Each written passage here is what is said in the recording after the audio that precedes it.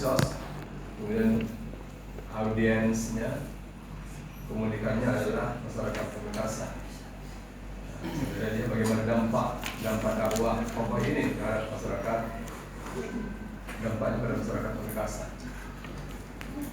Kalau bicara terkait dengan dampak dakwah bagi masyarakat Pamekasan, dan tertulisnya masyarakat Pamekasan kan?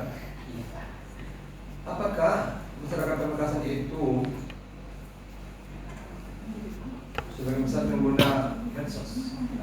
Iya Pak. Tadi disebutkan di penjelasan secara budaya masyarakat Pamekasan itu masih gaptek. Iya Pak. Dari segi dai-nya Pak. Artinya kalau dai-nya tuh di sana masih banyak yang tradisional. Tapi kalau dari segi masyarakat sendiri itu udah banyak Pak yang menggunakan media sosial. Dan kebanyakan model dakwah di Pamekasan itu masih model tradisional, ceramah dari rumah ke rumah, dari pengajian. Iya, seperti itu Pak. Itu kayak tradisi atau budaya yang masih lekat di Pamekasan. Lalu kalau saudara melihat dari rumus yang ketiga ini, dampak dakwah Kiai Haji Muslim di medsos terhadap masyarakat Pamekasan. Sementara masyarakat Pamekasan budayanya masih budaya dakwahnya adalah yang tradisional, ceramah-ceramah dari satu tempat ke tempat lain. Bagaimana nanti saudara mengungkap ini, menggali data ini, ketika masyarakatnya masih model tradisional, kemudian saudara mencoba melihat dari aspek yang lebih modern, yaitu medsos. Ya Pak. Jadi nanti itu ini kan pengambilan datanya menggunakan cross position sampling. Artinya informan itu dipilih dari beberapa informan yang mengakses ceramah Muslim dari media sosial Pak, seperti itu. Dan itu lumayan juga. Untuk mempersingkat waktu, ya mungkin nanti itu hanya beberapa seperti itu Pak. Akan tapi yang datanya itu akan digali lebih dalam. Kalau masih kurang, tambah. Dari segi metode penelitian, ketika ditulis masyarakat Pamekasan, maka populasinya adalah masyarakat Pamekasan itu populasinya dari ilmu metode penelitian.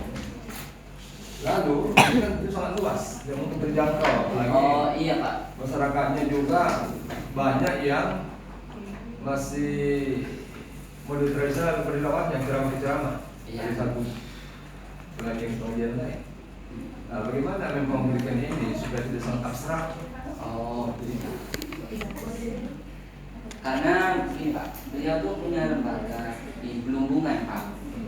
Pusatnya tuh di Belumpungan. Akan tapi rata-rata masyarakat Pamekasan mengikuti kajian beliau melalui media dan juga datang langsung ke sana. Itu pun audiensnya itu banyak sekali Pak, seperti itu. Dan kalau ditanya yang menggunakan media sosial itu terjadi di masyarakat tempat saya tinggal. Itu banyak yang mengakses ceramah-ceramah beliau di media sosial juga. Tapi selain itu beliau juga hadir ke sana. Mungkin nanti untuk agar tidak abstrak, saya fokuskan ke Belumpungan saja Pak. Belumpungan nama desa Pak.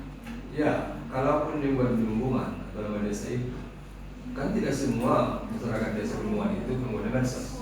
Iya Pak. Lalu bagaimana saudara mengkonkretkan supaya sasarannya itu betul-betul mereka yang pengguna medsos? Saya ambil ranahnya Belumpungan karena saya sendiri orang Belumpungan Pak. Jadi saya paham betul bahwa kondisi yang ada di sana itu ya seperti itu. Memang dakwah kiai banyak yang masih kental dengan mimbar-mimbar, dengan rumah-rumah kan, tetapi kalau dari segi masyarakatnya itu akses ke media sosialnya itu udah mulai ini Pak. Jadi tinggi menurut saya itu. Masyarakatnya sudah mulai sangat familiar dengan medsos ya. Udah mulai bukan hanya familiar Pak, udah familiar banget.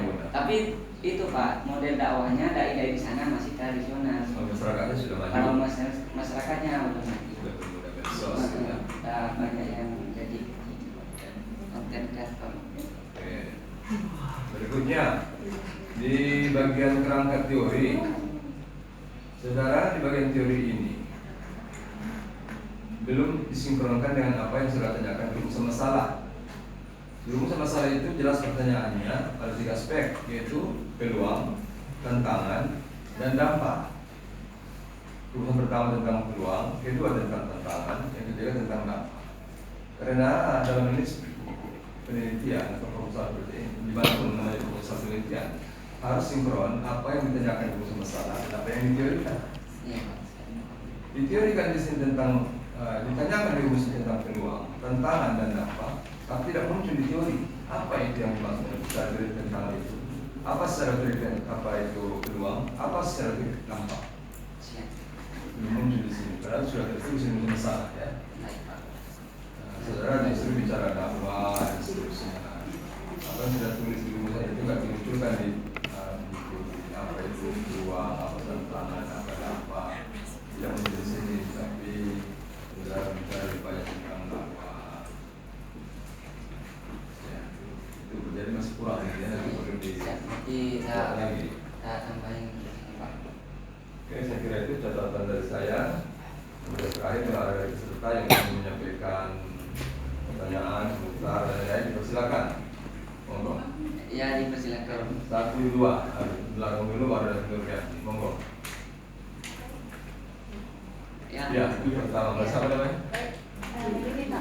Yunita. Assalamualaikum warahmatullahi wabarakatuh. Waalaikumsalam warahmatullahi wabarakatuh. Rifai boleh nggak ke judulnya? Boleh.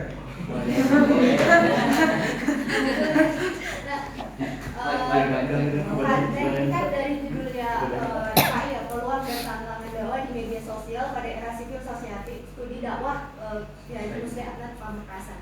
Terus kalau aku lihat dari judulnya itu antara subjek, objek, dan predikat itu apa namanya yang diteliti itu kurang jelas. Jadi aku waktu membaca awal pertama judul Rifai ini ya, maaf nih aku kan cuman ini kan apa ya aku lihat nih.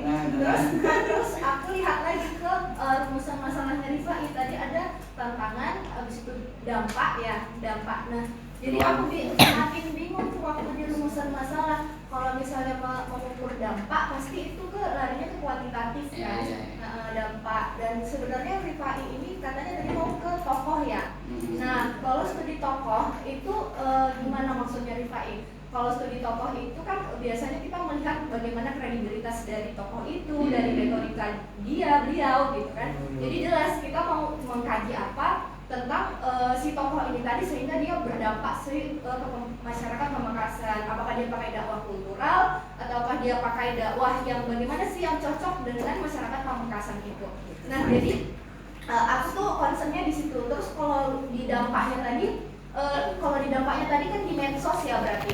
Nah, kalau di medsos berarti kajian Rifai itu bagian si tokohnya atau analisis kontennya di medsos. Nah, kalau analisis konten berarti Rifai pakai teori dari semiotika Ferdinand de Saussure, ya kan? Nah, bagaimana apa sih wacana yang mau dibangun oleh si tokoh si Musleh Adnan ini kepada masyarakat.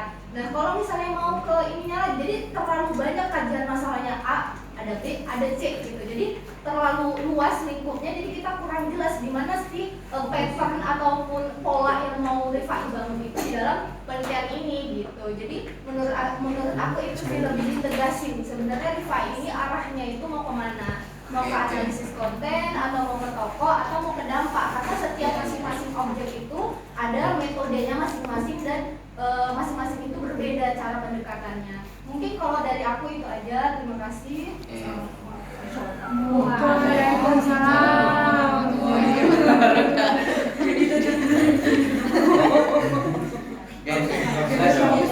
Terima kasih ya untuk Mbak Yunita. Sebenarnya kalau fokus saya itu bagaimana sih? Karena gini Mbak, yang pertama itu yang alasan mendasar itu ada di latar belakang itu.